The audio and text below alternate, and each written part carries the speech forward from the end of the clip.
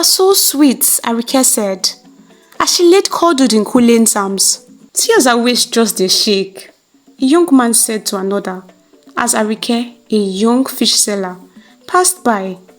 Is it just her waist you saw? The other man screamed with delight. As his eyes twinkled, she carry front, she carry back, she can't get fine face, guy.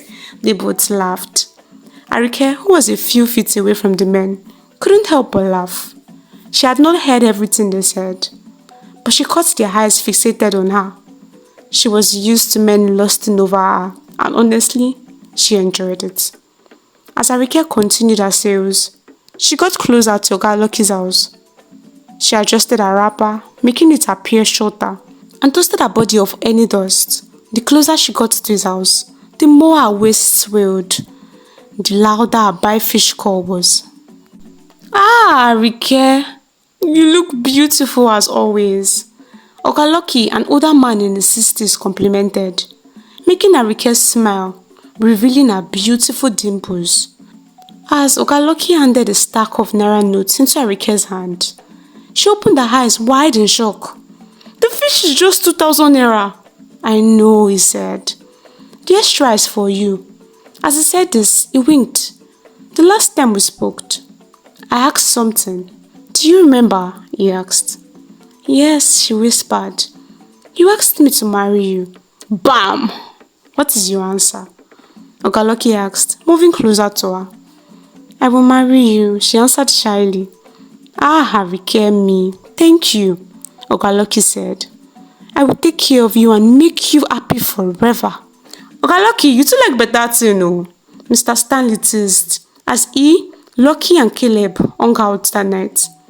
It's not just about liking good things, oh, Lucky replied. She's a good girl and this marriage means everything to me. Caleb, who had been quiet since he heard the news, finally spoke. Lucky, this isn't fair to this small girl. You said she's a 19-year-old. This is your second marriage. After Vivian, your late wife, my sister, died. At 60, do you really need a wife? Stanley Cotton. His machine is still young and active. Why shouldn't he remarry? I am not saying he shouldn't remarry, Caleb tried to explain. Just then, Oga Lucky Cotton, look, I'm not asking for your opinions. I'm just informing you. I love Arike, young or not, and I will marry her. Bam! Stanley encouraged. Have you heard? A chubby woman whispered, as two other women sat braiding their hair in the compound. Heard what? They both chorused. Oga landlord is remarrying, the chubby woman said. That is good news now. Ajoke, the way you started, I thought it was something else. One of the women said. That is not all, the woman addressed as Ajoke continued. Without giving room for response, Oga landlord is marrying that small girl that sells fish. The two women chorused, their eyes wide in shock. Months later, Oga Lucky, true to his words, Arike's life after marrying him changed. Not only from her wardrobe, but her confidence as well. They complemented each other so well. Older men envied Oga Lucky and younger women envied Arike. But little did anyone know what was to come. I married my wife a virgin, Oga Lucky often boasted at every chance he got. In this time and age, Arike kept her virginity would go on.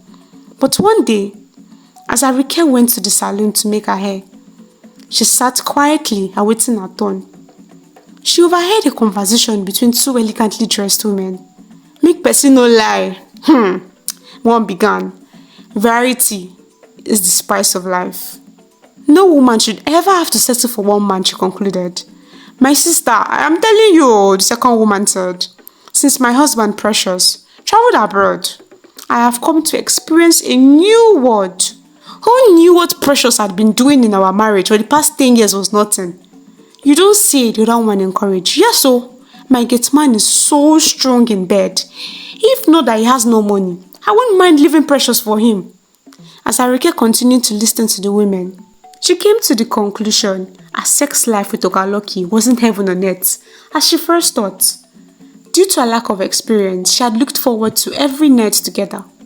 Arike, ìyàwó mi, come to bed, Oga Lucky called one night.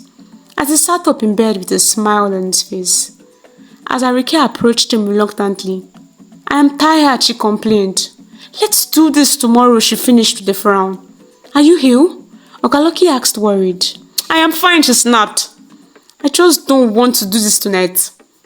That night, as they both laid in bed, Arike pretended to be asleep, while Ogaloki wondered if he had upset Arike. The next morning, as Arike prepared breakfast, Ogaloki's 16-year-old son Kunle walked in, admiring Arike's body. As she bent over to pull something from a counter, he licked his lips as he scanned her petite waist and curve from behind. Beads of sweat began to form on his temples. Arike, noticing Kunle's glance, bent over even lower, basking in the young boy's attraction. Just then, Ogaloki entered the kitchen. He was in such a hurry that he didn't notice the tension in the air. He kissed Arike goodbye and patted Kunle on the back. As Arike set Kunle's breakfast before him, his gaze rested on her breast. "Ah, Kunle, you are so sweet," Arike said, as she laid cuddled in Kunle's arms, making Kunle smile. "You are even sweeter," it is, as he kissed her all over. That night, Arike asked Ogaloki for sex, and unlike the usual calm nights they used to have, Arike seemed unsatiable. The bottled water they usually had by their bedside had to be refilled multiple times, but Ogaloki was happy. Arike wanted him that much. I disvirgined her, I thought. It should only make sense she wants me this much. He knew what he signed up for, marrying a younger woman. The next morning, as Arike sank while doing laundry, she felt a kiss on her neck. Turning around, she saw Kunle. "Kunle, not now. Your father is around," Arike whispered. "He just left," Kunle whispered back. "I want you all to myself," he continued. "I heard you guys last night. It hurts me," he said sadly. Arike smiled, placing her hands on his shoulders. "I am his wife first, regardless." As Kunle opened his mouth to object, Arike hushed him with a kiss. Days went on, and the intimate sessions Arike and Kunle shared were not stopping, even going on at night whenever Ogaloki was asleep. Kunle, a uni student, would often sleep off during lectures due to lack of sleep. Unlike him, Arike seemed to wake up more refreshed in the morning, glowing radiant daily. But soon, she decided she needed variety, and Kunle wasn't enough. One afternoon, as she sat on her veranda, sipping juice, her eyes landed on Emeka, the Igbo tenant who was a bricklayer. Emeka was just returning from his daily work and was sweating profusely. He stopped to raise his shirt to clean his face, making Arike gasp at his body. Unlike Ogaloki's pot belly or Kunle's lean body, Emeka was built, and Arike couldn't help but lust for him. He was a bachelor who worked hard to send money to his family in the village of Aba. Arike knew Emeka needed money, and soon she began dropping by his room to give him a flask of food, complimenting his commitment to work. Emeka was grateful for Oga Landlord's good wife, until one day, as Emeka showered after another hectic work day, he heard his room door open. It must be Oga Landlord's wife, he thought. "Auntie Arike, give me a minute," he called out, but he had no response. Assuming he heard wrong, Emeka continued his bath. But as he emerged from the bathroom, he met Arike, skimpily dressed, laying on his bed in a seductive pose. "Auntie Arike," he called immediately, as he looked himself over to confirm he was dressed. "Stop acting shy," Arike purred, standing up to run her hands over his abs. Emeka moved away from her reach, looking at her almost pleading as he said, "Auntie Arike, you're a married woman." "I know that more than anyone," she replied. "I want you, Emeka. This can be beneficial for both of us. You please me, and I take care of your monetary needs." Emeka thought for a minute as he watched Arike. "She's a beautiful woman. I can never in a million years get such a woman, and here I am, being wooed by her." He moved closer to her and placed a kiss on her neck, making Arike giggle. Another spice to her variety. Soon, all the male tenants in Ogaloki's compound were sleeping with her including Kunle, while Oga Lucky was oblivious to everything. One evening, as Oga Lucky and Arike sat on their balcony, talking and laughing, Mary, a tenant's wife, stormed into the compound. In her hands was a test result paper. Her wrapper tied tightly as she strides in fury towards her husband, Sunday, who was seated on the bench drinking. "Sunday, you useless man! So you brought disease into our home, abi?" Mary yelled, startling Sunday, who spat out his drink. "Mary, wetin dey worry you? Which kind nonsense dey come out from your mouth?" Enraged, Mary waved the paper in his face, announcing her husband had given her chlamydia. The compound went silent as tenants stopped to watch the drama unfold. Maybe it's that mama put we ate last week. Food poisoning can do things to the body," Sunday stammered. "Shut up! So food poisoning gave you chlamydia, abi? You think I don't know about you and those prostitutes you have been following up and down?" Mary yelled. Arike, who was laying in her husband's arms, watching the drama, muttered, "Prostitutes, Sunday, impossible." Provoked, Mary continued, "Yes, so he has been sleeping with anything in his skirt. Now he's infecting me with diseases. I should have listened when they said he is the local chairman of infidelity." Sunday, equally enraged, stood up towering over Mary. "Mary, don't tarnish my name here. Who even told you all this nonsense?" Mary snapped. "Nonsense? You think I am joking?" Auntie Arike, ask him. Doesn't he come to you too?" The sudden switch of the conversation confused the crowd that was gathered.